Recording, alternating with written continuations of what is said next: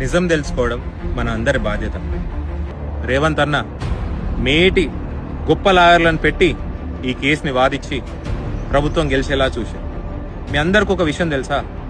2 కోట్లకు అమ్మిన భూమిని ప్రైవేట్ సంస్థకి ఈ రోజు 20,000 కోట్ల విలువ గల ఆస్తి. అది 20,000 కోట్ల ఆస్తి మన ప్రభుత్వం గెలిచింది. ఇప్పుడు చెప్పండి, ఆ భూమి ఎవరిది? ప్రభుత్వాందే కదా. ఇప్పుడు ఆ భూమి ఒకవేళ తెలంగాణ ప్రభుత్వం గెలవకపోయినా మనల్ని తిట్టేవారు. ఈ చాతగాని ప్రభుత్వం 20,000 కోట్ల ఆస్తి పోగొట్టిందని చెప్పి ఇదే ప్రతిపక్షాలు దుమ్మెత్తిపోస్తాయి.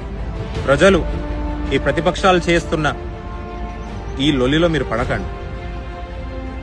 మన జీవితాలు మార్చుకోవాలంటే గొప్ప గొప్ప పనులు కావాలి. మీరు అంటారు పర్యావరణం ఖరాబ్ అవుతుంది అని. మీరు ఎప్పుడన్నా చెరువుల పక్కన కడుతుంటే ఇల్లు కట్టించారు కానీ ఎప్పుడన్నా ఆపిర్రా? మీ జోబులు నింపుకొని ఇల్లు కట్టించారని ఎప్పుడన్నా ఆపిర్రా? ఆపిన ఒకే ఒక ముఖ్యమంత్రి రేవంత్ రెడ్డి గారు. చెరువులు కాపాడేండు. ఇప్పుడెలా ఖరాబ్ చేస్తారని మీరు అనుకుంటున్నారు? ప్రచారం అది మన ఆస్తి.